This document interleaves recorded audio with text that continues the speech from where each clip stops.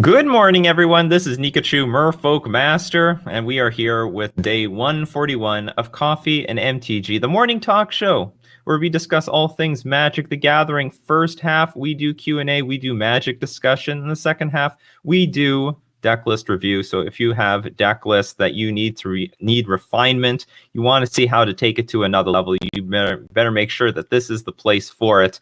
If you ever wanted some feedback on your 75, both myself and the community are there for you. So let us enjoy another wonderful morning. You brew up the coffee and we'll brew up the Magic conversation together.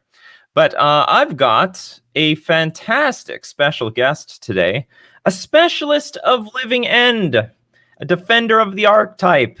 I would love to welcome today MTG Tavern. Welcome to the show, Tavern. Good day. Thanks for having me on.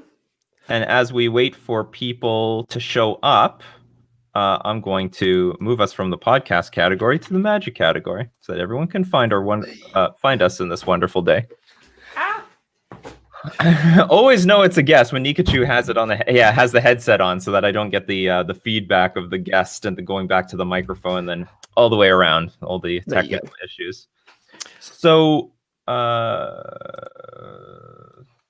for people who aren't familiar with you, why don't you say something a little bit about yourself and your background as a content creator and what drew you to Living End? Okay, so my name is MTG Tavern. I make videos for Card Market as well as I stopped really uploading content to my own YouTube channel because I just this is going to sound like so bad, but it makes more sense to me to make content for Card Market because they have more subscribers and they pay me to do it. So I started out making content creation. If you were to go back to my YouTube channel and look at the earliest days, I just left university doing marketing and business, and I saw this was in about 2013, 14, and I saw a lot of the bigger businesses were just starting to get into making video content as an added value on Facebook and stuff like that. So I figured that was the future of marketing and business and advertising, was social media and making videos. So I worked at an LGS as a what are they called? An organizer. And so I went to my parents gave me the equivalent of about $100 to go for my birthday, because I was like in my late 20s at that point, so not quite as much. So I went to buy a really cheap camera and a camera stand, and I literally recorded people playing Magic at my LGS. And my channel got a little bit more popular when Frontier was a thing, because I was the only person making Frontier content. That's how it always is. If you're the only person, you're going to suck up the entire audience. Exactly, yeah. And obviously Frontier didn't last long, so that kind of died down pretty quick. So then I just started to, that LGS closed, so I went ahead and just started making my own content. Started to get a bit more competitive. I started playing Abzan when Abzan was a thing in Modern, and realized it was boring as hell, just playing the same games over again. It just didn't draw many cards. It was just sitting there doing nothing. And then I just figured, I've always had this approach to Magic, or just things in general, where if you can't beat people, for example, if you play League of Legends, I don't know if you've ever played League of Legends, for example, I can't beat somebody with mechanics. I can't beat the likes of Rejuke playing Jund. There's a lot of people I can't beat. I'm not that good. But what I can do from my history of marketing and stuff like that is find unique ways of approaching games. So I tried to find a deck. I spent a ridiculous amount of money on cards in Magic trying different decks, because for some reason I had this aversion to MTGO at the time. And you never heard of proxying the cards? Exactly, yeah. Apparently I'm just that stupid. I have to have, yeah. So own all the modern cards. I've seen a lot of people, and there's probably people in the audience right now. You own every modern card. You have to have every single dual land, every fetch land, every modern staple. You got the Tarmogoyfs. You have Stoneforge Mystic. You're just one of those. That's all. Yeah, so I ended up selling decks if I didn't like them. I went through Amulet Titan to Titan Shift, Green Black Rock. I went through everything, and eventually I got to Living End, where I actually enjoyed playing it, at least. So finally we find Living End. We find Living End. And it was actually Travis Wu who was the most famous person for playing it. At the time, yeah. I mean, he invented the deck, right? Well, from what I understand, he joint invented the deck because so many people were using it as an answer to Hypergenesis and Extended at the time. Mm-hmm. So him and so many other people were just saying, well, I could play Hypergenesis or I could play Living End, which hard counters Hypergenesis. But anyway, regardless, yeah, One's banned. But one's banned, yeah.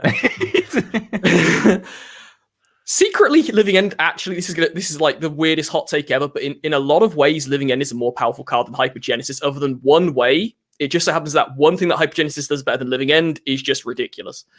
Anyway, so and I carried on playing Living End for a while. I was enjoying it. I found it was pretty consistent at the time, because blue magic wasn't really a thing in Modern at the time. There wasn't Forsification and Remand and Cryptic Commands they would be pretty good against Living End, but then you would be dead against almost every other deck in the format at the time. And I found that one thing I've always been reasonably good at is thinking on my feet and being able to find unique answers to situations. And Living End, surprisingly, because most people think it's the most simple deck to play in the format, Living End is actually really good at that. I found that it's really good at playing a completely different game to what Magic plays in general. So whereas Reduke is playing Jund very, very well, I'm playing something completely different that doesn't really play in the same way that Magic does, which is kind of well. Also, to play to your strengths, you said you're not as good or as technical as these other players. This is a very powerful deck, and you can make up skill level with power very easily. So if you play with a very powerful deck versus even the best player in the world, but like their deck doesn't interact with you very well, you just smash them. You can make up for that skill gap with something really powerful. I mean, if I could, I could literally give you. I don't know if I've actually got the video on my Twitch channel anymore. I uploaded it to a second YouTube channel, which I've now deleted, so I might not have any video evidence of this, but this genuinely did happen.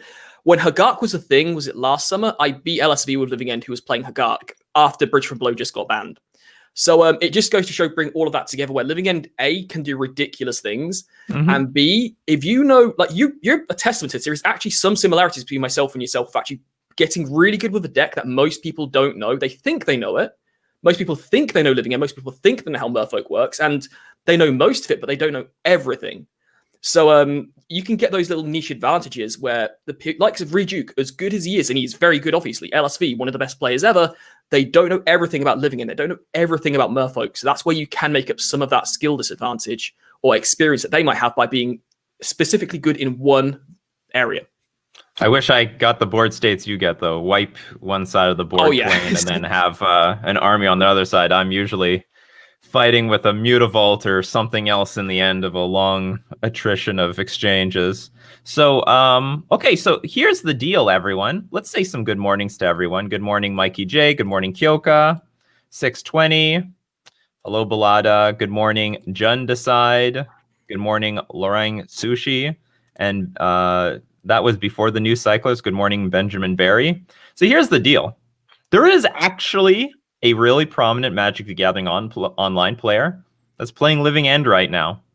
And it's Mardu Pyromancer Master Selfeseik. This is the guy who invented Mardu Pyromancer. And after Faithless Looting got banned, I saw he's moving from one deck to another one. He doesn't know what he wants to play, but he settled on Living End for the last few months.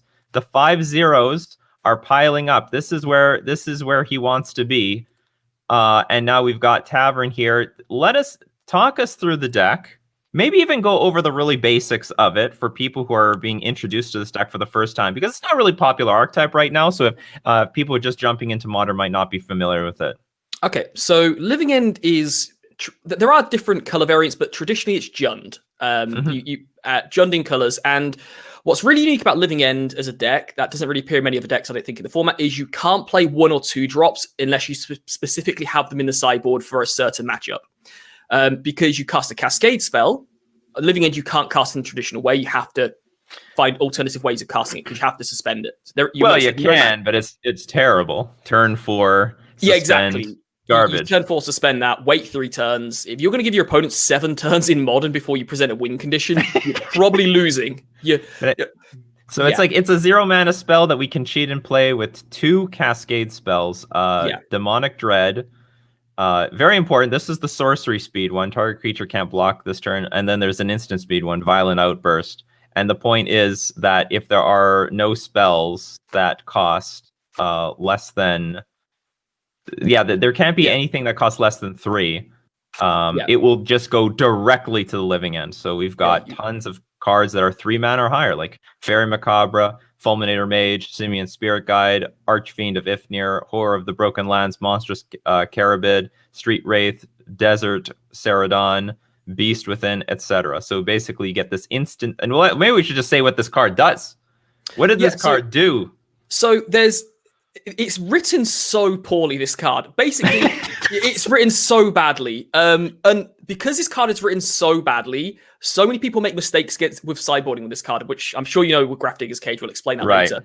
Yep. But basically, both players, so this is a symmetrical effect, both players in their graveyard, they exile all creatures in their graveyard. So all creatures in graveyards to exile.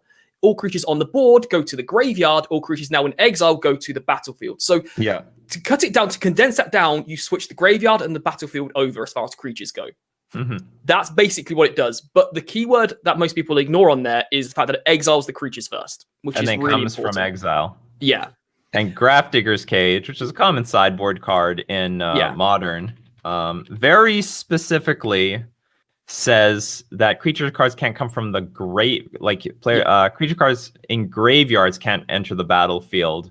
Well, Living End gets around that because actually they first go from the graveyard to exile, then go from exile to the battlefield. I mean, there was also a card that got printed, and I was hoping more people would play this. It was in Core 21, the one that you flash in and it exiles all creatures that weren't cast or come to the battlefield that were not cast.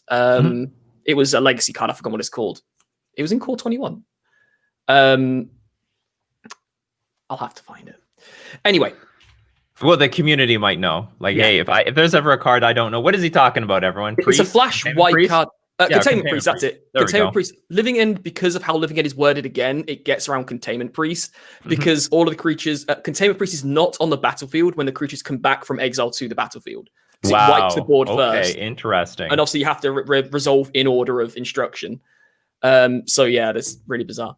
Anyway, to get back to the point about what Living End does, you'll notice with all of those cycling creatures, they are crap cards. Let's be honest, like 6 mana, 6/4 Desert Ceradon. But they're essentially 1 mana 6/4s because Living End is bringing them back from the graveyard to the battlefield. Living End doesn't care how the creatures got to the graveyard. Yeah, we're cycling these things to put them in the graveyard and then basically bring them back through Living End. Yeah. So then you've got stuff like Fulminator Mage, which isn't a cycling card, but if you can turn to this with a Simian Spirit Guide, strip mine your opponent, then it just puts your opponent quite far behind so you can catch up, because you're not doing anything for turns 1 and 2 other than cycling and drawing more cards. That's all you're doing. So for turns 1 and 2, you are probably the worst deck in the format. Right. But when it gets to turn 3 onwards, most decks have to be very, very careful, especially with Violent Outburst. Not so much Demonic Dread, which is a much worse card. Yeah, this is the sorcery speed one. So I mean, if I was trying to kind of cut off my opponent's mana, I'd go after the green so that I keep my opponent a little bit more at sorcery speed. Yeah, it's also a case of Demonic Dread has to target something, whereas Violent Outburst is completely unconditional. So if you don't have a creature to target, Demonic Dread. Oh, that's interesting. Oh yeah. I never recognize this because I always have a creature for them to target. You can always target my creatures. So when you're playing against like Control, it's a problem. But then you've got the Demonic Dread is the far Demonic worst. Dread. Yeah. So this is really bad. Sorcery speed and conditional. Yeah. I've always said with this deck, there are 2 extreme weak points. Demonic Dread is one of them. So what is that? There's a 3 mana Cascade spell on Legacy that I'm hoping gets printed in Modern Horizons 2. Shardless Agent. Shardless Agent, there we go. Could come so that in. would be You could see this card in Modern Horizons 2. That would be a massive upgrade. It is still sorcery speed, but there is no condition to there being a target. It's a random creature. Yeah. Also, as far as cycling goes, Monstrous Carabid is quite bad. So Monstrous Carabid is it's the easiest card to cycle, but it's a 4/4, which is the smallest creature outside of Street Wraith, but it also has to attack every turn. And quite often on turn 3, you're not going to have that many creatures in your graveyard. And if one of those is Monstrous Carabid, and for example, you're against Burn, and you're down to like 4 or 5 life, then you want to be on defense. Yeah, so there is that. Notably in this deck list, actually, the person is not running Titan of Rex, which is the 11/11 with Trample, 2 mana to cycle. No, it's OTH after Titan. So Titan Oth, OTH. Oth. Yeah, so it's all one word. There you go. That should work still. Oh, I've never heard of this card. Oh, Yes. I remember this. Yeah. I saw it like once against me, but I guess they just consider a win more card. Yeah, it's a weird one because I'm surprised because I'm guessing the reason this Selfeseik guy, who I'd actually never heard of before, to be honest, which shows how out of touch I am with Magic. He was common. He used to be the trophy leader very often in the Mardu Pyromancer days. And obviously Faithless Looting kind of wrecked his dreams when he got banned. It did. That's why he's been pivoting to many decks. And the fact that he's settled on Living End, very surprising to me, but he's sitting on it for months now. So yeah. Well, the reason I'm saying that is because I'm guessing the reason he's gone to Living End is because of the fact that you've got Oops All spells, you've got like the likes of Jund still Living End is traditionally good against Jund. Counter spells aren't as good as they once were. Even the Omnath deck isn't running as many counter spells as a traditional control-y rampy deck might do. I'm curious to know how in your opinion, okay, like I mean let's look at the top decks right now. How well do you think this performs against Uro decks? The Uro doesn't really matter. In a weird way, it doesn't matter because even if it's like sometimes you play Grove the Bone as in Living End to give your opponent a life every now and then. It doesn't matter. Your opponent gaining 3 life and drawing another card. If Living End resolves, you've I don't know the actual win percentage of actually when after Living End is resolved, do you actually win or not? But once Living End is resolved, your opponent gaining 6 life over the course of you casting Living End, bringing Uro back, because the Uro will go straight back to the graveyard because it wasn't unearthed. So from that regard as well, Living End's pretty good against Uro because they unearth Uro and you Living End and it goes back to the graveyard. So they spent all of that mana for... They get value out of it, obviously, but the only thing that really matters is do they have a Force of Negation usually or Teferi, but Teferi's not seeing that much play anymore. So... Yeah, true. That's a really good point. The blue-eye control deck sort of got pushed aside for these Uro decks. It still plays some, but maybe not always though. Exactly. And there's teamer versions. There's versions that don't even play white. Period. So exactly. So really, that's a really good point. Yeah. Yeah. So I mean, there's not as many. They're probably not playing as many Force of Negations. Maybe 1 or 2 at most. They're tapping out sorcery speed, which is huge for Living End. You want your blue player to tap out. To do stuff. Now, obviously, a good blue player might not do that if they know what Living End's doing, but the things you have to answer are so minimal. The thing is with Living End, a matchup can literally depend on whether that Living End resolves or not. If that resolves, you're probably going to win. If it doesn't resolve, you've invested a lot for nothing, and you only get 3 shots at it usually in a deck. So, the fact that now there's less answers in one of the main decks in the format with Uro gives it more chance of resolving. Okay, so how about Death Shadow? How does this interact with Death Shadow? They have a lot of Thoughtseizes, Inquisitions, and they're pretty fast. So here's super secret tech against Jund and Death Shadow. Don't cycle on turns 1, or unless you're on the play, turn 2. Because they're going to have a Thoughtseize on 1. Okay? Right. Or an Inquisition. They're going to take that Cascade spell out of your hand. If you cycle on turn 1, yes, well, obviously if you need to draw lands, you've only got 1 land, obviously you have to cycle. But assuming the hand's going normal, it's going okay. You don't cycle on turn 1 because you could draw a Cascade spell off the top and you still can't cast that Cascade spell. So then you want to wait a turn. This is where I'm talking about more advanced people who've played it a lot know this. You wait a turn until your opponent's until you're about to untap for your turn 3, then you cycle. Because then if you do draw a Cascade spell at that point, your opponent can't do anything about it. Yeah, digging with your cyclers increases the chances of the Thoughtseize deck connecting with those Cascade spells. Exactly. Because you've only got 8 of them. I say only 8. 8's quite a lot. Then every single time they do snag one of those Cascade spells, it's a big win for them. It's a huge win. Oh, yeah, because that's all they're looking for. Yeah, so, I mean, depending on the build of Death Shadow, the current build, I think, is it Mardu or... It's pretty Rakdos. Actually, just a breakout version is with Jund. I saw a lot of Jund Shadow versions. So, I mean, playing versus Death Shadow or non-blue Death Shadow and Jund is basically the same. When they can't manipulate the top of your library, so if you draw a Cascade spell, there's a huge tempo swing. They lose everything. Whereas with Grixis Death Shadow, they always have that stubborn denial. So. Yeah, not popular right now, actually. Grixis Shadow is very unpopular. I've been reading the Grixis Shadow community. They're like, what do we do? Do I just keep running the same deck? Do I pivot to another version of Shadow? Yeah, I mean, I guess it's because Shadow is so threat light. For all of the interaction, it only has realistically 4 win conditions like Gurmag Anglers and Death Shadows. So maybe that's just not enough anymore. I don't know. How common is Fairy Macabre in the main deck? I imagine, I mean, of course you can hate your opponent's creatures, but actually I imagine this card is pretty well positioned because you can hate your opponent's Uros. And you're like maybe the only deck with main deck graveyard hate.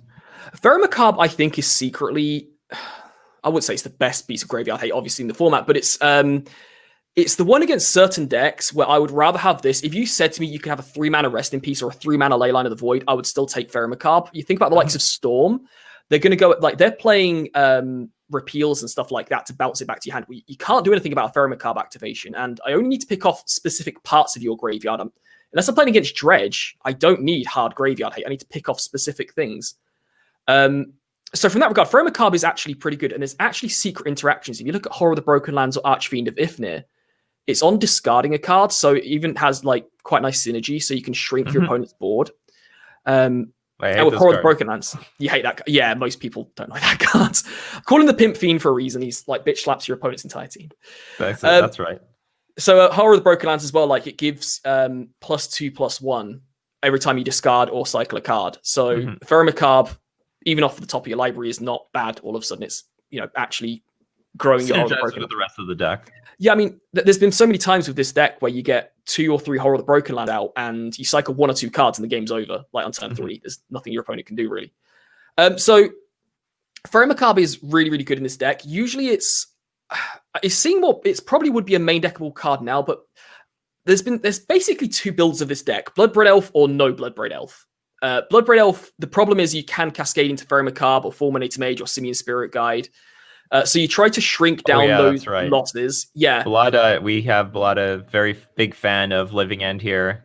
Loves running some Bloodbraid Elves. He also loves it when they Inquisition a Kozilek and they get absolutely nothing. The best feeling in the world is when you have a handful of Cyclers and 1 Simian Spirit Guide, and they Inquisition, so you exile the Simian Spirit Guide and wait for the Inquisition to resolve, then use the Simian Spirit Guide to cycle a card. It's the best feeling in the world. It's like, it really just tantalize them. It's like, no, at arm's length. There's nothing you can do. Yeah, so Bloodbraid Elf, like when you play Bloodbraid Elf, usually I've seen people not play Simian Spirit Guide, but I'm not too sure I like. We did go 4-on-1 with that build actually, so that was Simian Spirit Guide is in contention of like it's starting to enter the banning discussion. So you even had this game with Hypergenesis. You've seen that, yeah. Turn 1 Hypergenesis thanks to Simian Spirit Guide. So I mean, you're really reducing the power level of your deck if you're not playing with Simian Spirit Guide. I mean, Living End can probably, because Living End's not winning until turn 3 or 4 anyway, it doesn't need Simian Spirit Guide to win, and there's been many arguments actually that doesn't need Simian Spirit Guide. I realize you also need to spend at least a few turns cycling creatures into the graveyard, otherwise your Living End, turn 1 Living End is useless, right? I mean, if Simian Spirit Guide was to get banned, then I think the Bloodbraid Elf version would become a hell of a lot more popular, because if you think about it, Fulminator Mage at the minute, I'm surprised this Selfeseik guy is running that in the main board, because Tron isn't a thing, and I guess gets less probably for Uro. If I were to take Uro, maybe. I think this is for the Uro decks, just to slow them down so that they don't get out of control. I guess against the Oops All Spells deck as well, if you can get down like a turn 2 or 3 Fulminator Mage, a Strip Mine against them can potentially be game, because they don't run that many spell lands, if I remember rightly. They have the whole half of the deck is spell lands, but they don't have many black mana sources. So if you hit a black one, that might be good. But I think for the most part, it would still be useful there. But the format still has a lot of non-basics. Yeah. And also very good against Titan decks, of course. I mean, you hit a Karoo land. Yeah, that's true. That's a beating. But I mean, that's where Beast Within comes into the equation as well, because Beast Within is also... You don't get it back from a Living End, because you can strip mine a land, or Rest in Peace, a Teferi, whatever. But you've already got 3 Beast Within in the deck, and I think Beast Within is... It doesn't have the massive upside that Fulminator Mage has. If you Living End after Fulminator Mage, you get the Fulminator Mage back, but that's kind of win more anyway most of the time. So I think Beast Within is just a much better card. So I'm just surprised like this person's running 3 Beast Withins, 3 Fulminator Mage main board. I don't know. Maybe I haven't played in a modern league for about a month now, so maybe I'm just wrong. It might also break a Cryptic Sanctuary lock if that's important. Yeah, I guess. Although, again, I think if you're in a Cryptic Sanctuary lock, you've probably already lost the game, to be honest. Because, like, they're going to have counter magic up the entire time, so you're not going to resolve a Living End. maybe after Well, sideboarding. that's the point of Fulminator Mage, Yeah. Like, if it's on the if the living end resolve, you have a big board and one of them's Fulminator Mage, Yeah, I suppose. Yeah, Mystic that is true. Sanctuary. That is true. I mean, like I said, the only problem with the likes of having 4-minute mages, Ferromacabs, Simian Spirit Guides, lands, Cascade Spells, Living Ends, you've now got a lot of cards that it can become a very clunky deck where you're drawing like all these 4-minute mages, which are great, but you're not really advancing anything. You're slowing your opponent down, but you're not yourself doing much. You're not drawing more cards. If you're drawing Simian Spirit Guides, well, they're actually not much use unless you've got anything to do with them. Ferromacabs might not even be that useful. So, I mean, how many cyclers are in that deck? 18. That's about normal, to be fair. Yeah. Well, let's look at the sideboard. All right. So, like, what are your opinions about that? How much of this is stock, and then how much of this do you think is Selfeseik's take on Living End in today's modern metagame? Nikachu is a 4 of. I can only assume that's for oops or spells with the. No, it doesn't. Does it matter? I mean, you did a video on this the other day. It actually has a lot. It ramps itself with the artifacts, so it will slow them down. So it is relevant. If you hit the Pentad Prism, if you hit this 2-mana black-green mana rock, it will take them down a turn. What else is there? So I mean, yeah, there's like against the likes of Relic of Progenitus. Tron, maybe I don't know. Tron, it's essentially a strip mine against Tron, because if they play Expedition Map, then you strip mine them essentially. Against the likes of Relic of Progenitus or like Tormod's Crypt, it's a 1-mana answer, and if you stack it in the right way, you can put the evoke trigger on the stack first, so the artifact destruction spell resolves first, and then the creature. Yeah, goes my through the Relic graveyard. never eats this thing. Yeah, exactly. So even if they wipe your graveyard in response, you've still got something in your graveyard. But even then, like for 4 mana, you can Ingot Chewer, and then they have to sacrifice it in response. They have to sacrifice the relic in response. Then, in response to the relic on the stack, then you cast a Living End with a Violent Outburst, and you force them. You can kind of outplay them with an Ingot Chewer for 1 mana. That's, I mean, 4 of. I guess it must be a meta call. Like, it's not usual to see 4 of them in the sideboard. That's not, but it must be, like you said, because of the whole Upsor spell thing. Shriekmaw is potentially that, maybe also to hit Walking Ballista in the Heliod combo deck. I can't really think, to be honest, because I'm not running a whole lot of artifact destruction myself. But there are some cards like Chalice that are just must answer, right? Yeah, Chalice is another one. I mean, just lose. Yeah, I mean, I've always tried out. I don't know if I would run this anymore, but I used to traditionally play Colligan's Command when it was. Okay, it's 3 mana card. Yeah, I would never expect it either. Yeah, I mean, like, your artifact destruction kills a creature like Meddling Mage or a Thalia, or, making yourself discard a card is relevant, not just because you can put something into your graveyard, but also you're making yourself discard a card to trigger Archfiend of Ifnit or Horror of the Broken Lands. Right. So Ingot Chewer, I guess, is kind of, well, whatever. Normally surprising. 3, he's running 4. Shriekmaw 3 of is, actually, in this current meta, pretty... the problem is, like, there are so many matchups where this just doesn't do anything, and it's 2 mana to do nothing, essentially. Also, it is a massive nombo sometimes with your own deck, because it has to kill a creature.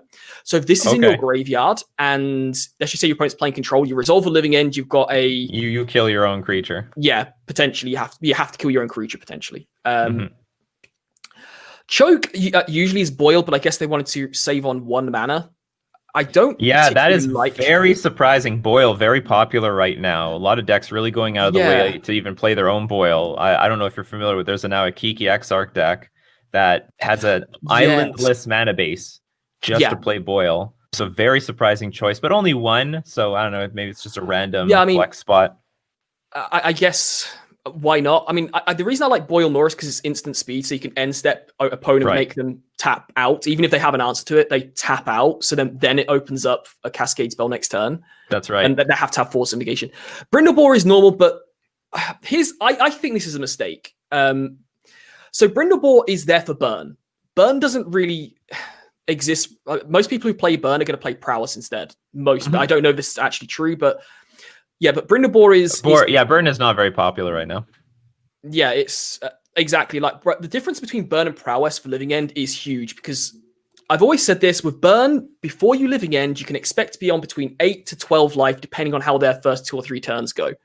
Then you're ready to win, but just before you're going to win, they're going to hit you with Boris Charm, Lightning Bolt, Lava Spike, so you're going to lose just as you're about to win. So Brindlebore is the big difference maker. So Brindlebore might be for two different reasons today. It might be for, I don't know for sure. It could be for Oops All Spells, because that deck can only deal like 28 damage, and then it like sort of pedals out. It doesn't do anything. And also, it might be for Scourge of the Skyclaves, where if your life total is at 20 or higher, it just snap kills it. I don't know. Those are just two things I'm considering when it comes to, like, because a lot of people right now, they're trying to save life. They're trying to save life because that can make the difference between beating or losing to Oops and beating a Scourge. The Oops or Spells one actually, I don't know if the Oops or Spell ones really work, because I haven't played against that deck much, certainly recently. Does it usually win turns 3 and 4? Yes. Yeah. So if I'm casting a Brindlebore in a deck that's playing Fetchlands, Shocklands, all that kind of stuff, the 4 life probably won't matter unless the Oops or Spell deck stumbles to return. Yeah, you need to cycle this in the graveyard. You have no other way of getting it there. Okay. Got it. So you can cast it for 3 mana, but 4 life doesn't matter. Against the Scourge of the Skyclaves, though, I can actually see it because Grove of the Bone Willows is in the deck. I mean, because it's a very it's a land that comes out. Oh, that's interesting. That actually is interesting shadow tech to beating both, like all versions of Shadow. They can't get their Shadow in play. They can't get Scourge in play, or not very good, not very well. Yeah, they have to work even harder to get the life lower, which, I mean, it does take experience with this card, because you can't just keep giving your opponent life, because at some point you do have to win the game. And I know you're stalling them, but you can get in awkward situations where you've let them gain too much life, and they end up on like 2 life after you've just attacked, because you've let them gain too much life over the course of the game. Right. So you have to be careful. Gotta manage that. Keep their life total above 14 or something, 13. And obviously, most of the time, like, giving your opponent a life or 2 probably doesn't matter, because you're attacking them for at least 15, 16 damage a turn. So they're going to have a couple of turns tops. Outside of that, though, the sideboard, Ashiok's... How many decks actually search a library at the minute? There's Titan, does Uro? Uro must search Titan and Uro for sure. So Ashiok is really big against Titan, really because if the Titan doesn't do anything, I mean, if Titan doesn't search up anything, it doesn't do anything. And same thing with Uro. It turns off Fetchlands and also hits the Uro itself. Yeah. So I guess actually in a format as well, like you said with Uro, actually Exile in the Graveyard, most people would think it is probably there for the likes of Dredge. It just so happens it does hit the likes of Dredge, which isn't really a deck anymore at the minute, at least. Not that a living end player can talk. But, Exiling a Graveyard is a nice addition on there. But I can actually see myself most of the time probably casting Ashiok. And if there's no Uro in the Graveyard, I'm probably not down-ticking. I don't know, maybe I would actually. That's probably a complete lie. You might just randomly exile some extra stuff. I mean, the only pressure they have on this is an Uro itself, so you might as well you may as well. Yeah, if an Uro's on the field, it's dead one way or another. Yeah. Outside of that, though, it's a pretty. I mean, Ricochet Trap is. I've seen a lot of people with Ricochet Trap overboard Ricochet Traps, but the problem with this card is if you draw too many of them, you can't use all of them, and like you're drawing down your synergy, right? Because you're discarding some cyclers. Exactly. So, like, just you don't want to draw too many of these in a weird way. If blue was huge in the format right now, you might have to go up, not through choice, but the fact that you have to. But that's about it. But what other decks are there in the format right now that are really like top tier decks? For me, it's just Titan, Shadow, Uro. There's now the what's it called? The Heliod Company deck that's trying to do infinite life, infinite damage. So I don't know how Living End would do against that deck, because I would hope well, but I don't know. Well, they can just Coco right into infinite life. Exactly. So, and Living End is not winning in any other way. So I don't know probably mill yourself before they mill themselves, because you've already been cycling some cards. Exactly. So it's probably not going to happen. Outside of that, I don't really know how most of those top tier decks there. Like, consider like a year or two ago, you had Blue Eye Control as the top tier deck. That is now basically turned into the Uro Omnath deck, which has less interaction, which is great for Living End. Death Shadow, like we discussed before, you can top deck a Cascade spell at any point, and there's pretty much nothing they can do about it. Titan has always been a weird matchup where it all comes down to, can you destroy land early enough? If you can, you're probably going to win. If you can't, they're going to win. So it's kind of a 50-50. So that's why I think this person's like with Jund exactly the same as Death Shadow, with Oops or Spells. If they're not running the hey, check out that tech. You can use Ashiok, because it says target player puts the top 4 cards of the library into their graveyard. That player can be you, because it only exiles opponents' graveyards. Yeah, That's risky though, because if you mill over your living end, you'd be pretty unlucky for that to happen though, to be fair. So yeah, that's pretty cool. That would be funny. Mill over your living ends. 4, 3 living ends show up. But I mean, yeah, like unless your opponent's running Goblin Charbelcher in the sideboard, then living end doesn't really have living end is a natural answer to oops all spells, because like they do all their thing, you cast a Violent Outburst, you completely undo everything they just did. And that's true. I guess you could just you'd just be down. You could survive the 12-point life, because you lose 12 no matter what because of Creeping Chill. Yeah. But then that's it. Like all of their creatures. I mean, if you don't have the answer, they win, but if you have the answer, then you win probably.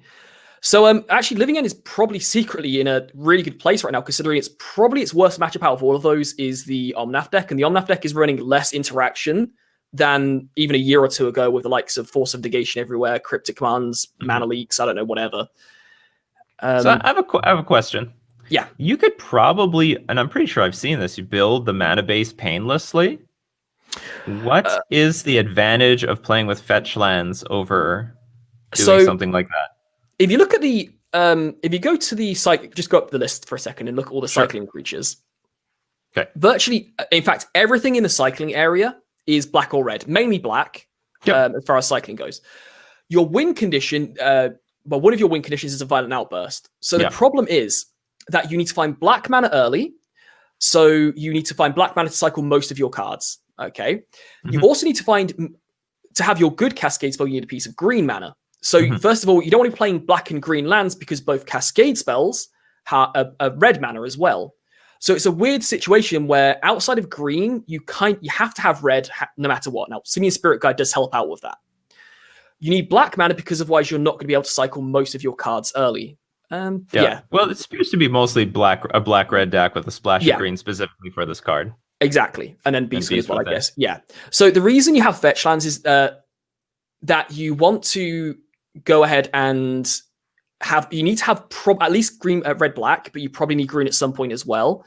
So that's a lot of Fetchlands, though. Usually it's Verdant Catacombs and sometimes one other land. That is a lot of Fetchlands right there. Yeah, this is a lot of Fetchlands. There's 1, 5...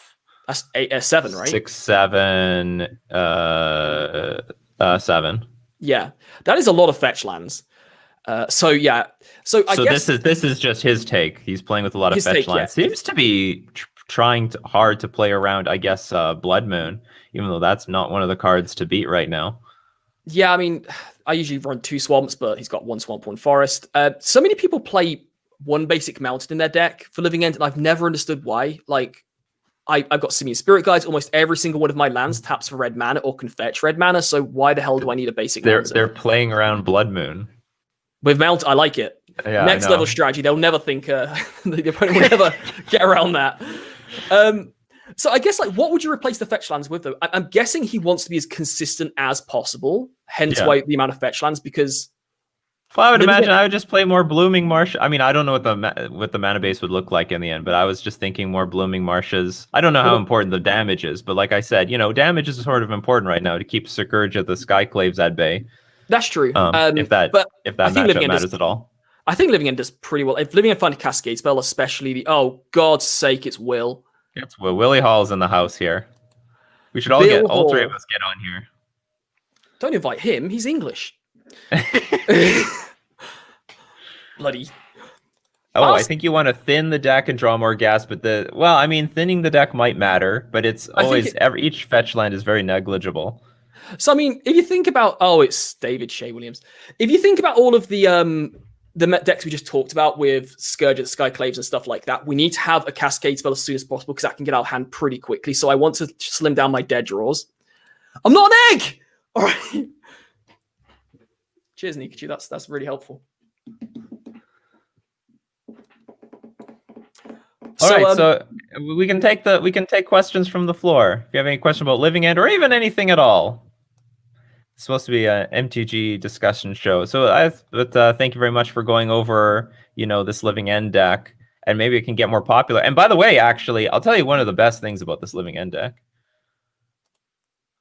It is $100. Selfeseik could play anything. I guarantee you, he could play Uro, the Uro Omnath deck for $1,200. He chose this one. I mean, how much of that as well is testament. caught up in the Fetchlands? Like, it must be at least 8/10 of that, probably. I would imagine it's about 80. So, yeah, you know what? If we went to the Manaless version, or sorry, not Manaless, Manaless The Living MTG End. version, yeah. If we, so like the deck is actually ridiculously cheap. These things 8 tickets for 3 Here, cards. Verdant Really? Catacombs is half the budget. Half the budget is Verdant Catacombs. So, in your opinion, if we wanted to make this really budget, what could we replace these Verdant Catacombs with to make the deck still somewhat playable? Still pretty good.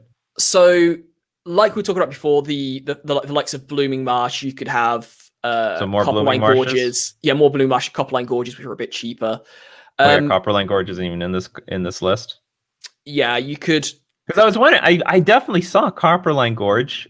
Is Copperline Gorge like a standard version of Living End, or did I play against a budget version or something? You probably played against a budget version because Okay. all they had the building. Like, I've made a Gruul Living End deck before where you play Bloodbraid Elf and Violent Outburst, no other 3-drops.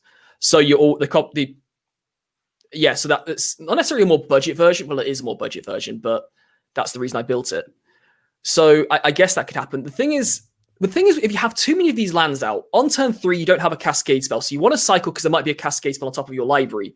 Well, now you've got a Copperline Gorge in your hand, and that's coming out tapped. It does come up where having too many of these lands come out tapped after turn 3 is a big deal.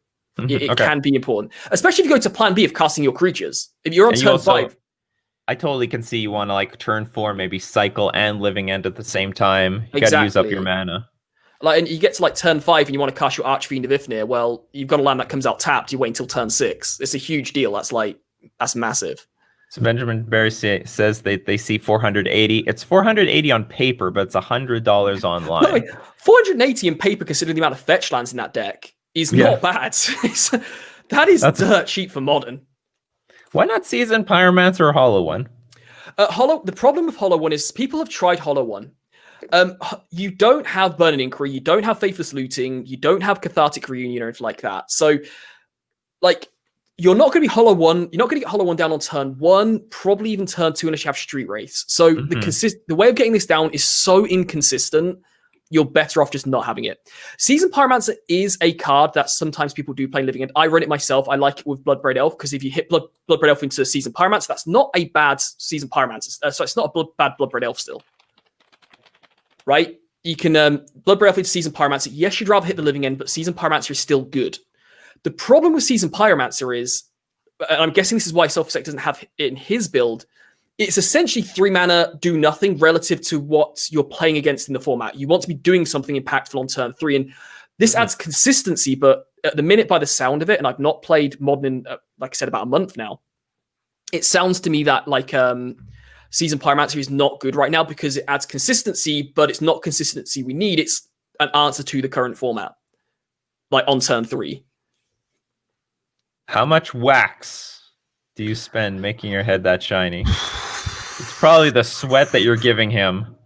Yeah, at this very moment. It's natural. Let me tell you, Nikachu, and this is going to be an in-joke between me and Will. I get pretty sweaty when I see Marines and stuff like that, and God knows Will let you know that he's a Marine. Oh yeah, he loves showing off his uniform to me.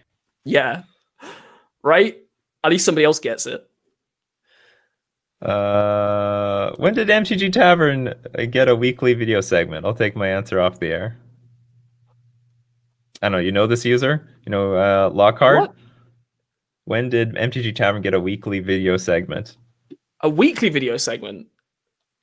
What? I don't understand. Yeah, I don't get it either. Thought maybe you would. Verdant is the necessary fetch. Green and black are the most important to fetch for in general, especially against Blood Moon. So let me say here, like Shay306 is, I'm sure what Mommy's saying his name, but it's a guy called David Shay. He's one of the people whose opinion I respect out of most everybody when it comes to Living End. He's in the Living End Facebook group and Discord. He's the person who came up with Bloodbraid Elf into via Shino Sand Sprinter from Modern Horizons. It's a 4/1 with haste, and you can cycle it for 1 red mana. As an answer to Fairy. So he's right. The reason you want Verdant Catacombs over every other fetch is because it can get you basic forest and basic swamp. Yeah, but just for the purposes of making it budget, I would definitely cut this card. You have to cut the Oh most expensive yeah, for card. sure. If I Yeah, make a budget Merfolk deck, I'm gonna cut the vial. I mean, I exactly. want the vial, but if Yeah. someone really needs to get it under a price point, I'm gonna axe the vial, and I mean, I'm gonna live without it. I don't I have make vial in all my opening hands. I just started a video series for Card Market where talking about making legitimate modern decks for around about $200 or euros, and most of the time it's cut Vial or cut Fetchlands or cut some kind of lands. Most of the time, cut Cavern of Souls. yeah, it's just like people have got Cavern of Souls in their Goblins deck. Cut Cavern of Souls or the Elves deck, and you're pretty much there. To be honest, you don't need Cavern of Souls. Why? Actually, this is actually a really good philosophical discussion. Why play Living End when I can just play Dredge? Right. Remember earlier where I was talking about how when you play against the likes of Reju, and I know Will's trying to wind me up, you little mother. I think this is a question a lot of people will ask, especially since Dredge has the goods for over a year now.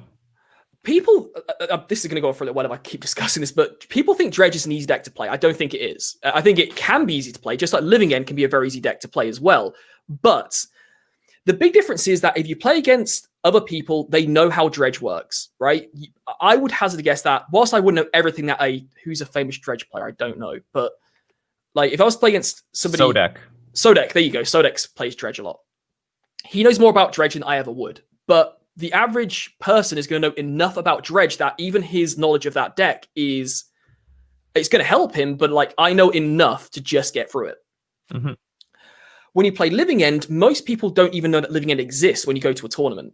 On top of that, right now it's a sleeper deck. Yeah, that's for sure. I mean, you remember like a couple of months ago, I did a what I call a Tavern Talks where I reviewed your Living End play, and your chat was saying like Living End in 2020, and I was thinking when people say that, I'm thinking you can lose this game because of your attitude. Not that they have an attitude problem. I'm not saying they have an attitude problem, but they're at like the thought process that like Living End in 2020, you're taking it very lightly. And as you said earlier, like if one card resolves, you can lose the game with any deck. So especially with this deck. I mean, I used to play a lot of Living End, back in the Pod Twin days. Living End was a very popular deck.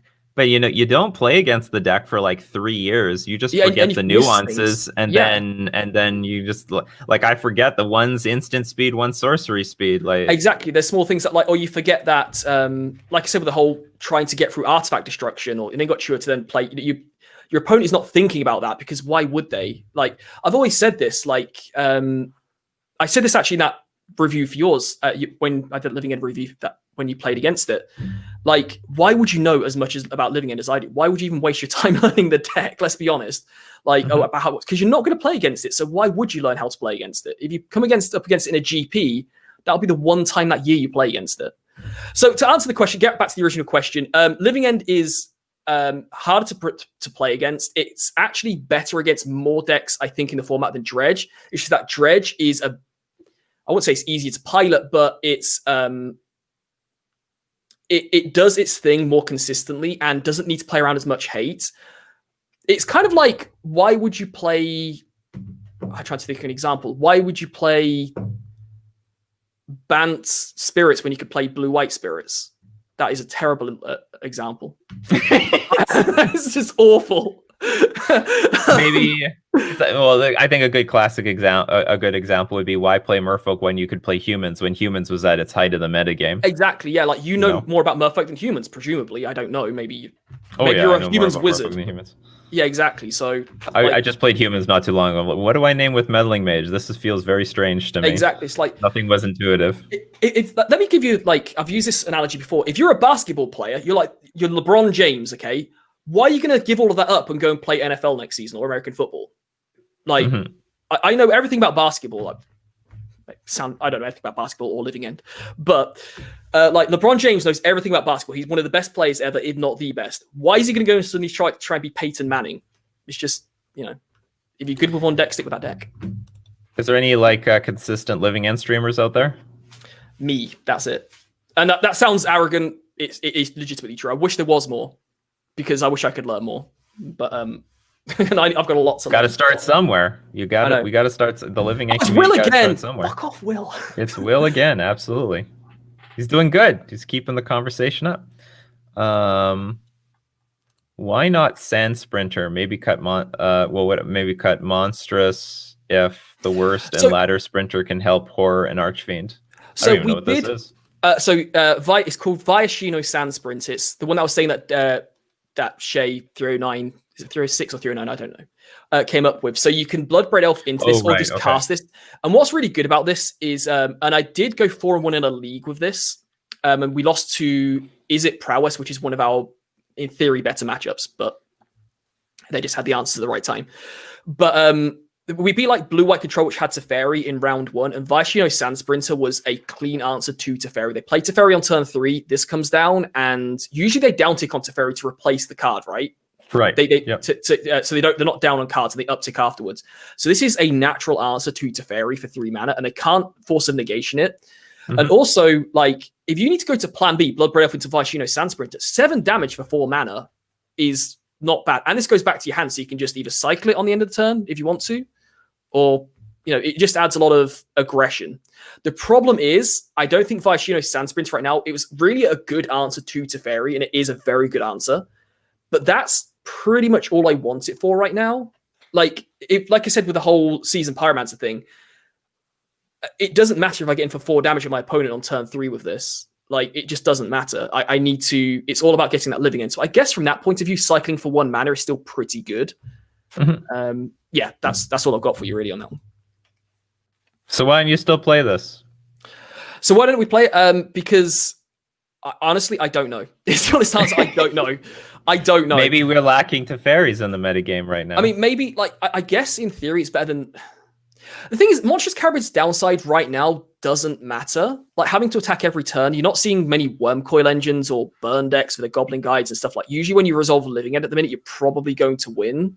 So the downside of Monstrous Carabid isn't really a big deal. And Monstrous Carabid is easier to cycle, and on board it is, outside of a Teferi and stuff like that, it's probably better than this card.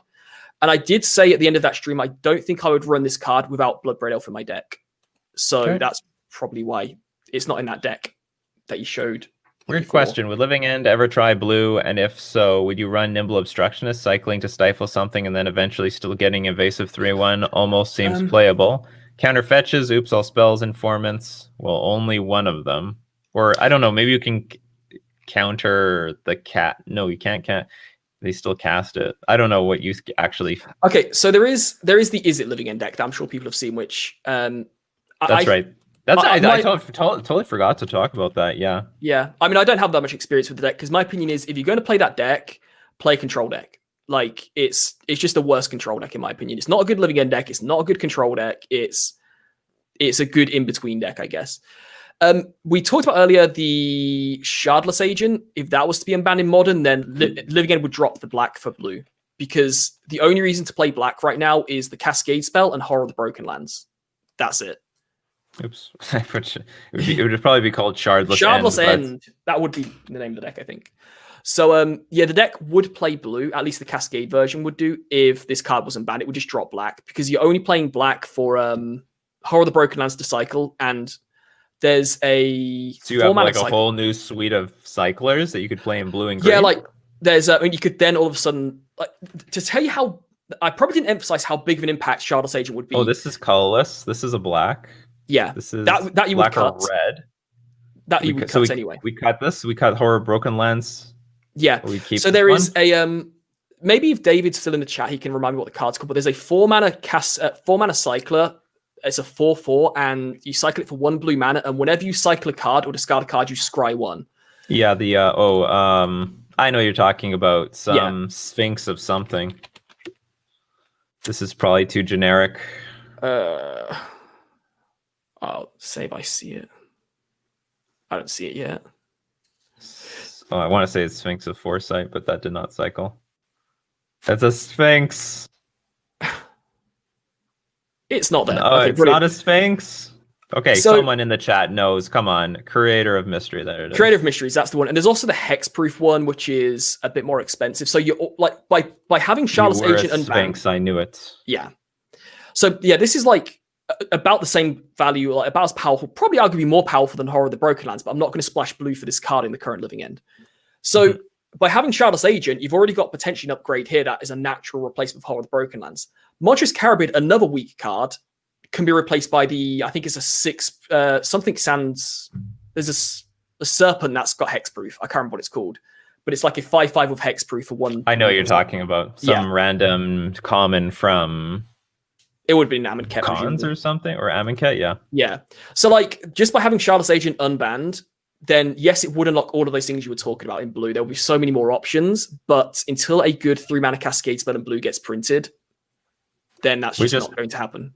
We just talked about this, Antifa. Block art. Could the deck function if we played, like Drakehaven? That sounds a bit too cute. I've tried Drakehaven. There's also another one where whenever you discard a card, you can pay 1 mana and drain your opponent for 2. The problem is that it's such a high mana investment. Yeah. Like, you have to pay 2 mana to get a 2/2, essentially, assuming it's a 1 mana cycler, and you can only do that so many times. So it is a good answer, but you could play that, or you could play Crashing Footfalls as a sideboard card. The one where you make 2/4/4 rhinos. It's just 2 mana intensive to, like... Yeah. Are you good at reviewing deck lists? I'm okay. You okay? All right, let's review some deck lists, people. You know the command, ! Deck review, space, give the URL to your deck list, and leave any comments for us. Let us know. I would appreciate to know what the format is. You know, I can get, sometimes it looks like Pioneer, sometimes it's historic.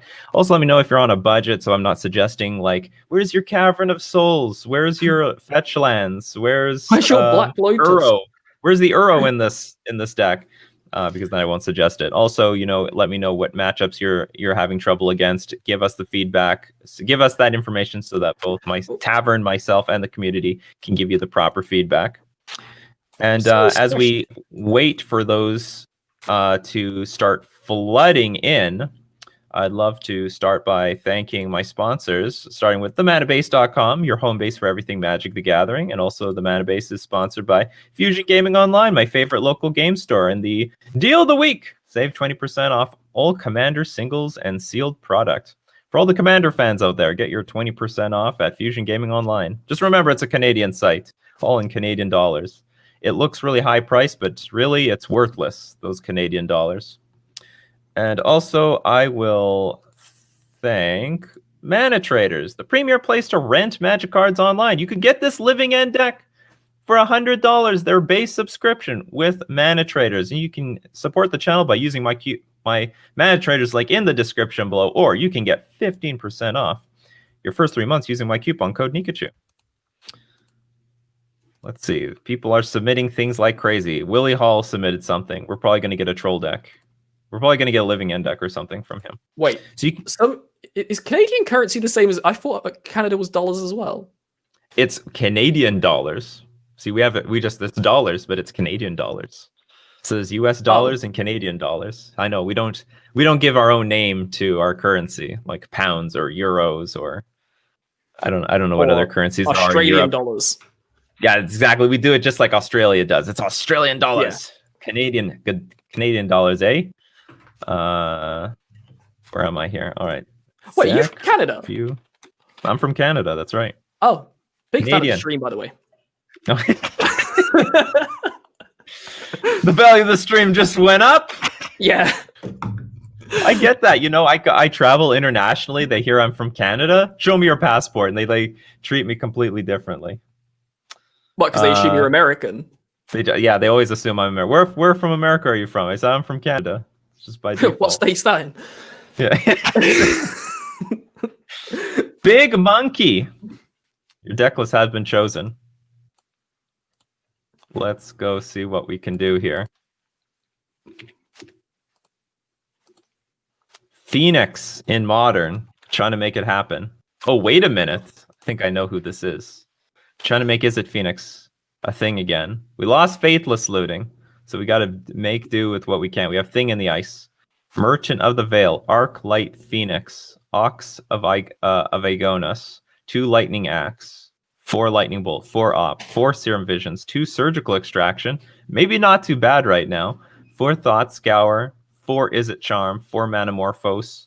Oh, Aria Flame. Actually, I think that's a very, very good idea, given that we've lost Faithless Looting. This is like an alternate win condition. Aria Flame gives your Death Shadow opponent 10 life. Wow, that's amazing. This is actually Yeah. excellent tech right now. Maybe we should actually just run the full 4 in here. I mean, and Death Shadow is such a huge chunk of the metagame at the moment. So they would just instantly wipe out their Death Shadows, the Scourge of the Skyclaves. This is amazing tech, actually. We definitely should go up on, I don't know, we might want to go for at least 2 more in the sideboard. Fiery Islet, Fledstrand. I think the mana base is probably, it's not going to be any worse than from Wooded Foothills. Is it just a random extra fetch land? Yeah, it's just a fetch land. Extra fetch, yeah. 2 more surgical extractions, I'm sure, for the Oops deck. 3 Abrade, 1 Anger.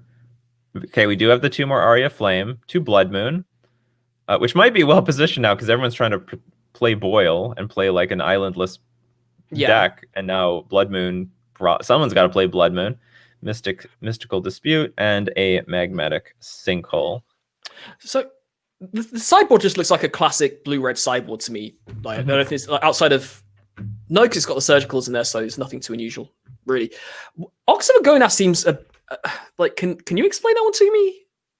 I'm sure there's a reason for it, and I know it can escape, but... I guess the idea is if you can discard this, and it's probably difficult, they can help discard like everything in your hand. I guess. This probably is a bit too cute, though, because I don't... Yeah, 8 cards is a lot of cards. We have only... I'm just thinking of how we get this in the graveyard, because otherwise it's going to cost 5 mana, right? So we have... It's Merchant of the Veil, right? Or Lightning Axe. Yeah, we have Merchants of the Veil, Merchant of the Veil, Lightning Axe, and Is It Charm? So we have 4 ways. Oh, and maybe Thoughtscour randomly peels it into the graveyard. I don't know. I'm guessing that this is something you like. It's a one-off because you want to draw it, like either get it into your graveyard from a Thoughtscour or something like later in the game, or it's something you don't want to activate until very, very late into the game as probably an alternative win condition or something to keep the deck moving. So we have some info. Modern has evolved and has gotten a lot more powerful, while 2 Phoenix on turn 3 is still super powerful. Path is everywhere and poses a huge issue. Any ideas on adding colors over blue or splashing colors for better non-pathable win conditions? Here's the deal. If you want to beat Path, you just play more Aria Flames. I mean, they can have all the paths in the world. You eventually just kill them, right? Whenever you cast an instant or sorcery spell, put a verse counter on Aria Flame, then it deals damage equal to the number of verse counters on it to target player or planeswalker. And we were just talking about how there's less Teferis in the metagame right now. Less people are willing to play white. Well, I guess it depends on, does this person play on MTGO or an LGS? Because I always say, like, there is no way of doing a deck review because we don't know your meta locally. So if you don't tell us your meta locally, then it doesn't matter what we say. So is Path with this list, though, is Path really the one thing you're worried about with this list? Because it wouldn't... I mean, I guess it's annoying if you get your thing in the ice down to, like, 1 counter and they Path it then, but that's it, really. Like, I wouldn't be overly... I mean, if you have multiple Phoenixes in the graveyard, that also shouldn't really be a big deal. Exactly, because, okay, they Path 1. And even like the Path giving you potentially a basic seems like it's helping at least next turn to keep going and like to cast more spells next turn. Maybe I'm wrong, but... You know what? I really like that Tensteri. I think that might be... Bedlam Reveler might be a better option than Ox. Because I think getting Ox in the graveyard and even enabling it is hard. I think if you have a lot of cards in your graveyard, you might be better off with like discard, hand, draw 3. What is this? You have to here's the thing, you gotta like remove cards from your graveyard that you want in your graveyard for Arclight Phoenix. That's what I was thinking. Like, how can, like, it's gonna be really hard to get Ox of Agonas with enough cards in your graveyard and not die in the meantime, by the way. And exile 8 cards, none of them being like Arclight Phoenix ideally from your graveyard. That seems like a hell of a lot of things to make that one card, which doesn't seem absurdly powerful, to work. Okay, so Path can be recurred with Mystic Sanctuary. Ox can be recurred, Bedlam can't, but you only have 1. Yeah, it's like... I'm like a person who's like a one of is a none of. Like, if this card is really good, then play like more than 1. Like, prove it with like more copies. And like I said, like exiling 8 cards from your graveyard seems like a hell of a lot of work. I don't know, but... Okay, so I see the issue here. Path can be a problem if we're recurring it over and over again. Do you know what? I think you just got to fight through it. I mean, if anything, you still have surgical extraction for their Path Exiles if you really need to. And like, how have you played with anything like this Nikachu before? Because it doesn't seem like something that's going to be Like, it seems a bit, weirdly enough, like a bit of a Death Shadow where she's trying to land one big threat consistently around about a certain turn, and doesn't have the disruption of a Death Shadow, obviously. But, like, if you get into a situation where your opponent's got Snap, Path, or, you know, a Mystic Sanctuary into a Path, hasn't it got to the point where you're probably behind in the game anyway? At that point, if you've let your opponent get that late into the game and you've only presented 1 or 2 Arc-Light Phoenixes, aren't you in a bit of trouble? And the biggest problem is to make it more consistent at getting more Arc-Light Phoenixes onto the graveyard, onto the battlefield earlier, rather than worrying about winning late game. Maybe I'm wrong, but... Well, I mean, ideally, these keep coming back in the late game, and also they're evasive flyers. Yeah, but if you got to the point against Blue Eye Control where they've got that mana available, they've got to 4 or 5 lands with a Mystic, not Mystic locking you, but Mysticking to get the path back on top of their library. Yeah. You might be you might be already in a lot of trouble, I guess, at that point. Yeah. Although, like, remember, this deck is not as explosive as it used to be. You can get Phoenixes out in turn 2, and now you're like more likely getting the Phoenixes out by turn 3. And also, some of these are really situational. I don't even know how you can discard these Phoenixes with Lightning Axe a good chunk of the time because the opponent's not even going to have a creature out. Well, Is It Charm does have the ability, I guess. Is It Charm? I guess when Uro is with the sacrifice trigger on the stack, you can like quickly get in your Lightning Axe, kill Uro to discard some important cards. I believe the person was asking about splashing a third color. I mean, it's boring because it's just the way it is, though. Like, can't you just put a basic or some kind of green land in here for Uro instead of the likes of Ox of Agonas? At least Uro adds consistency. I don't know. It's funny. I mean, maybe it's not synergetic with the deck, but I mean, Uro is so strong. Like it's possible. It's just, I'm like, I can't remember. Someone showed me a Titan Shift deck, and I said they asked me like, what can I do in today's metagame? I just say just splash blue for Uro. Yeah, and sure enough, there's Scapeshift decks right now playing Uro. They just Uro into Scapeshift. They don't have the Titan. So, but the deck is very similar. So they're utilizing the new cards. I don't know if this is the deck for it. Because I think by turn 3 you might be wanting to just go all in on Aria Flame. I might just highly consider making this your win condition if you're really so concerned about those Path to Exile decks, because they can't Path to Exile this, right? What else are there to enchantments in the format right now as well? Because like there's not interaction is not at its highest point at the minute. So Aria Flame should stick.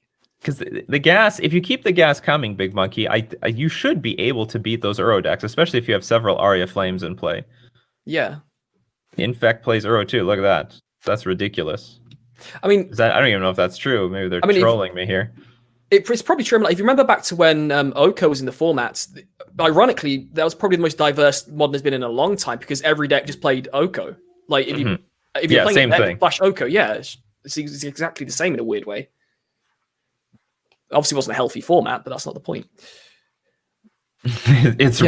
Infect does. It's wrong, but they do. Yeah, Will doesn't know anything about Infect. He's never gone 5-0 top 8 at any events with Infect. He doesn't know nothing. Okay, if you think Ox of Igonis is better than Reveler and as a one of, okay, I'm just gonna trust you on that one. I'm not thrilled with cards like this. I know you want to get your stuff into the graveyard. Maybe there's just no better way. Is it Charm? I would go all in on Aria Flame though.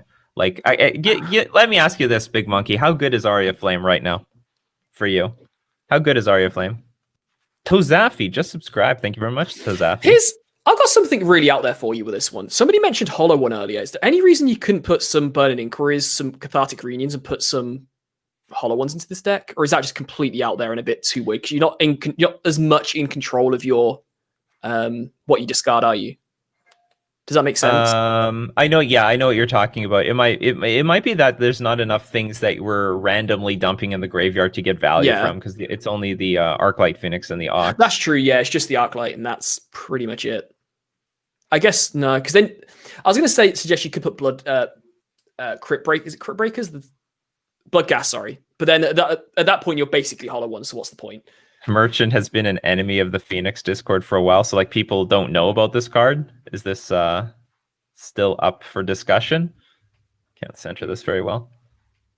I think, but I you have so many spells here. Like I feel like this should be like the win condition of this deck. And there should be like more, I don't know, stuff to flash this crap back.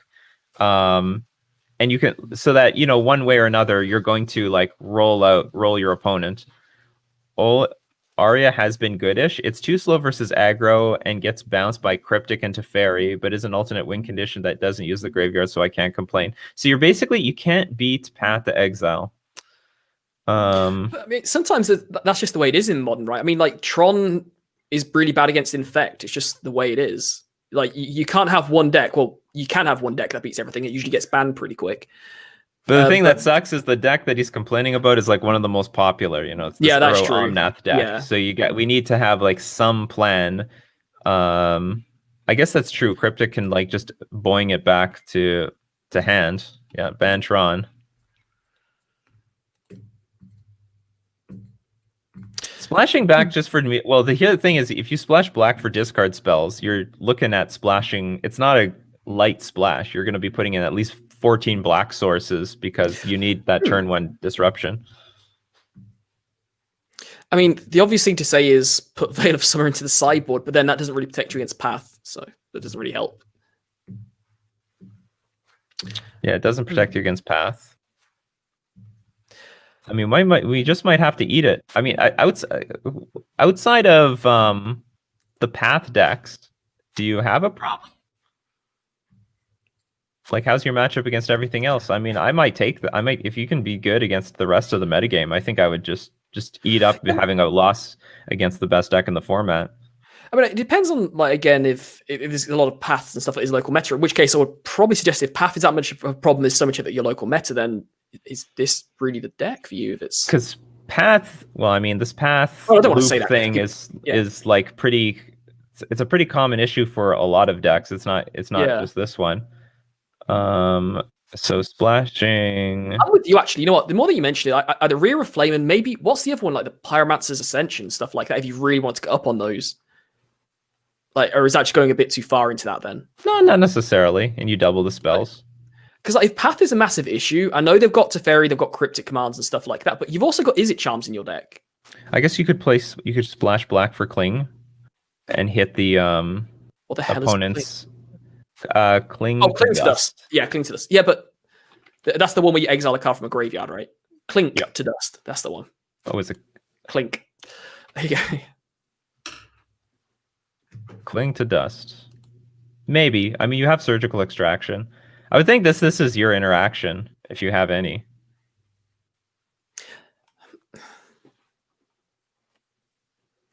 Yeah, I mean, like, I'm surprised that if Path is that much of an issue, maybe that's part of the reason you got Surgical Main as well. Isn't that just a natural answer to Path after the first one? I know it's like maybe we should have more. I mean, you stop Cryptic Loops, you stop Path. Like, what do you care about the rest of their deck?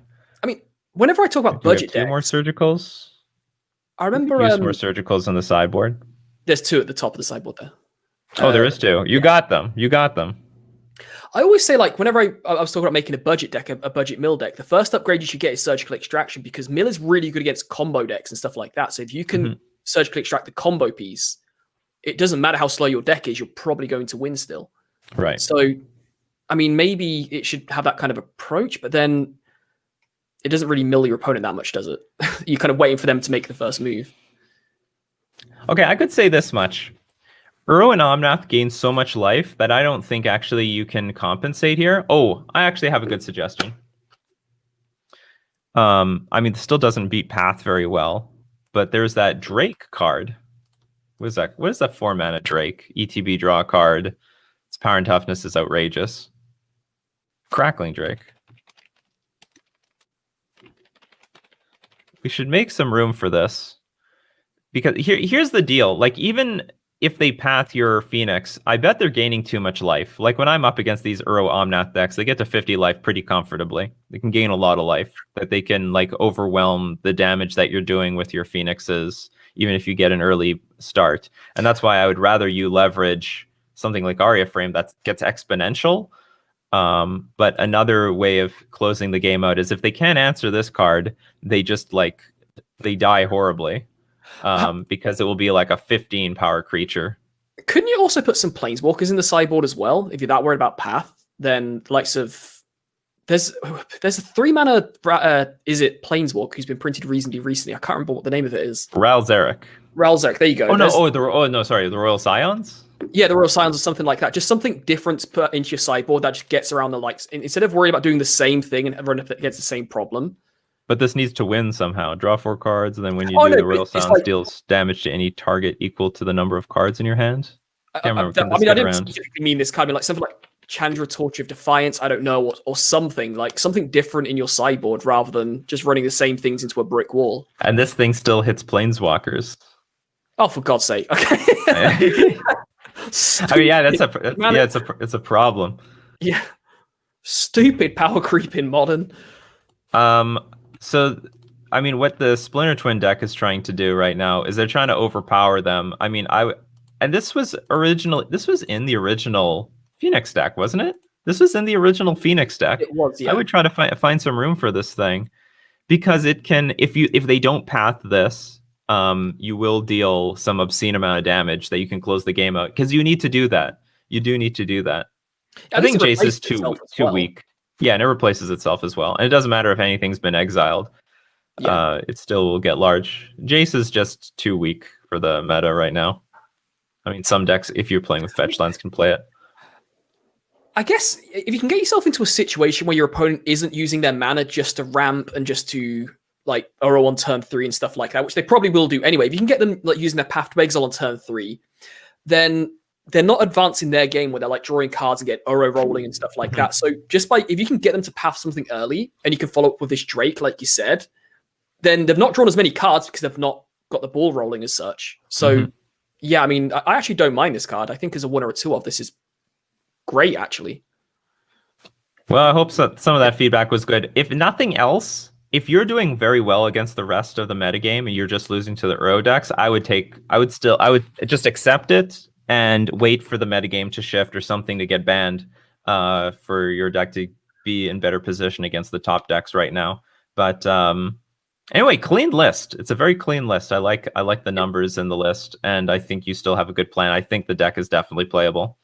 So good luck. Good luck with the list, and thanks for submitting it. Let's do another one. Deck review. We'll do one more. Balada's deck list. I was trying to make the most gross deck possible. Plan A, reanimate. Plan B, Karn. Plan C, cast big creatures. Sounds like we're going to have some really janky list here. This deck is just for pure fun and silliness. I am making a real Abzan version soon. So seeing the fake one first. This is just the test. Okay, Emrakul, 2 Grizzlebrand, 1 Kozilek. Kozilek the Great Distorter. Okay. Stitcher's Supplier, Ulamog. But hold on, don't these... Yeah, when it goes to the graveyard, you gotta shuffle... Go into the graveyard from here, shuffle his or her graveyard into his or her library. That doesn't work so well with Stitcher's Supplier. There might be a card in here that gets around that. What's Corpse Churn? Let's see. Corpse Churn. Put the top 3 cards of your library into your graveyard, then you may return a creature card from your hand. So from your graveyard to your hand. So I guess you can get it back to your hand before the trigger resolves. I'm not sure how it interacts. Well, I guess we have Goryo's Vengeance. So you put stuff in the graveyard and then you Vengeance it back into play with the trigger on the stack. Expedition Map. Why? What do you need Expedition Map for? Well, okay, let's look at the lands. Gemstone Cavern. Silent Clearing, Swamp, Urborg. Oh, because you're a Tron deck. So you're a Tron deck that randomly Goryo Vengeances some of these big things directly into play. So you're either going to like ramp into it or you're just going to cheat it in play. I've got a question for the person who submitted this. Did they just randomly open their trade finder one day and they were like, yeah, I'm going to throw all this together? Yeah, this is a deck. This looks like a deck. Sorcery, Collective Brutality, Footsteps of Goryo, return target creature card from your graveyard to play. But this is sorcery speed. Sacrifice creature. How many of these cards actually shuffle the graveyard back in? There's Karn there as well. I have to say, I didn't know Footsteps of Goryo was a card, but it's 3 mana, but has Arcane of 2. Thoughtseize, Unburial Rites. Karn, the Great Creator. Because why not at this point? So it's funny, they've got like a standard like Eldrazi Tron mana base, more or less. Maybe you should have like 4 more. You have actual Eldrazi in here. You should have Eldrazi Temple to ramp into your Ulamog. So the cards that shuffle 1, 2, 3. We have 3 cards that will randomly shuffle your graveyard into your library. So rather than running all of this, I'll leave this to you. I have no comments. Yeah, because I play a lot of reanimation stuff. Okay. In Modern, so rather than running all of this, couldn't you just cut the Stitcher suppliers and all of the reanimation stuff, apart from maybe Glorious Vengeance? The Stitcher supplier seems really out of place here. Yeah, like couldn't you run through the Breach or something like instead if you're going down the Tron? I mean, I didn't see the mana base that well. I saw the Tron lands, but couldn't you just run through the Breaches? You've got all of these like Emeracles and Kozileks, and or am I being completely out of whack there? I don't know. I don't know, but like I'm just thinking now about this Faithless Looting deck. Like I'm looking at the Is It Phoenix deck. I'm like wondering, is this the Faithless Looting that they're missing? It just puts no, Possibly. it's not good. It does not enough graveyard synergy. I don't know. Yeah, the problem is again, like you've got no. I guess you're not discarding cards, so it doesn't matter. Yeah. Yeah, maybe it doesn't work. Maybe well, no, like because you're not discarding cards. I was going to say like the randomness of what you flip over is. Yeah, but it's not as big of a deal because you're not. Yeah, it's. Are you really going to splash black for this as well? I guess you've got other things you could put in there, but. So okay, what are we replacing Stitcher Supplier with? With the this is Gorio Vengeance Tron basically. So, can you just go back to the land base for a second? Because I was going to suggest one thing, but I'm not sure if that would work. No. Gemstone Cavern so that we can just get out in front of our opponent by turn 1. Silent Clearing. 5 Swamp, 2 Urborg. So I was going to just suggest some kind of crab to self-mill yourself, but that's going to be incredibly inconsistent, I would assume. Mm-hmm. And it's no better than Stitcher Supplier, really, because how often is it going to mill you? I genuinely have no idea. Does this even have white mana in it, this deck? There's no white mana. It's a black deck. Oh, there's no white in the land base, I mean? Oh, Silent Clearing. There we go. Okay, that's it. Like, how are you going to consistently flash back... Oh yeah, the wherever it is. Unburial Rites. I saw it somewhere. Yeah, is it in the sideboard? Oh no, it's it is underneath the mana base. Unburial Rites. I guess they're not consistently. Well, they're good. So, they intend on hard casting it with their Tron mana. Right. So this is the problem you've got here is you're doing 2 things that in Dream World will go incredibly well, but in reality, like. If you have red and blue and you merge the 2 colors together, you get purple. Okay, that's what you've got here. You've got red, which is like, What a great analogy. We got purple here. Yeah, you got red, which is like, just reanimating stuff from your graveyard. It does some Willie of Hall that. We'll go 5-0 with this. All right. He'll show us all. He's going to be sick. You got blue, which is like casting stuff with Tron mana, and it does neither of those 2 things particularly well. And it just kind of like meets in the middle. And where do I start with this? Because I wouldn't have the Tron lands in there if I was going to run all of these footsteps of the Gorios and like, it just doesn't make sense. There must be something I'm not getting. Maybe I'm just not very bright. Let's just okay. So we got to give some feedback. We're going to cut Stitcher Supplier. We're going to replace it with, I don't know, maybe more spot removal or something so you can survive to the... Well, how do we discard the cards though? Let's say we have these in our hand. You're right. We need some sort of self-milling thing or something. I know. It's really hard to hit these reanimator targets. I saw some collective brutalities there, but that's about it. Right? There was... Okay, then we need more of these. Exactly. Way more than that. I guess you can Thoughtseize yourself, which is something. It's a thing. Yeah. Target player reveals their hand. My honest... I can't give any feedback on this. Like, what can I say? It's just... No, it was good. We're going to up our Thoughtseize and our collective brutality count, because otherwise we have no idea how to get these cards from our hand onto the into the graveyard. If there was ways of... If you could get, like... Makeshift Mannequin. What is this?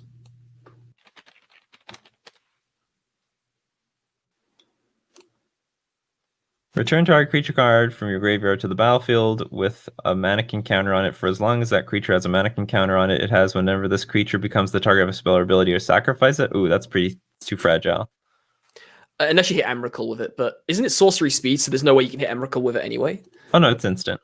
Oh, it's instant. Okay, well, it goes pretty well with Emrakul, I guess, but at 4 mana... 4 mana. You need to have a bigger impact than that before turn 4. So...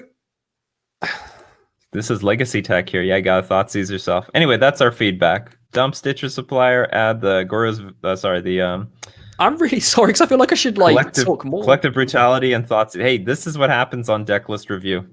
Sometimes you're just handed a pile, and we got to do our best. We know the problems. The Stitcher Supplier matters. So this Stitcher Supplier not going to work in this deck. I wonder. I'd be actually love to see the fully built deck to see what he's coming up with, or they are coming up with, because there must be something that's going to be in the final build that we're missing. There must be. So all right, that's going to be it for Coffee and MTG. So Tavern, if people want to know more about you and find you, where can they find you? How do they find you? So you can find me on my own YouTube channel, MTG Tavern. It's my YouTube channel. Most likely, I uploaded a video recently, but most of the time you'll actually find me on Card Market making videos for them. If you really want to go on my Twitter and follow me on Twitter, I don't really post that much there, but MTG Tavern or the MTG Tavern on Twitter. You can DM him there. He'll answer the DMs. Yeah, that's about it, really. I sent you DMs, I'll have all that information in the description below, and any other maybe resources. Maybe you know some Living End communities to shoot people. Yeah, there's Living End on Discord. I don't know what the actual Discord link is or anything like that. Or there's the Living End Facebook group as well. It's not a very active community because most people don't play Living End, but if you like Living End, go over to there. Someone's going to bring it back. And please somebody else stream Living End so I don't feel pressured to do so. Sorry, that was going to be it for today. And this thing that we're doing, because we're gonna play a match against some banned cards. Is this gonna be private or can I stream this? You can stream it. It's fine. All right. So for everyone watching live, we're gonna be streaming, but for everyone on the replay, that's gonna be it for today. So you have some extra comments? Well, this is actually more towards yourself. Okay, so we'll talk about this off camera. Off camera, yeah. Okay. So I just want to thank everyone for showing up today. We're also going to thank Tavern from MTG Tavern for answering all our questions and teaching us a little bit about Living End and the interactions and the nuances of the deck. And keep brewing that coffee. We'll keep brewing the MTG conversation. See you next time.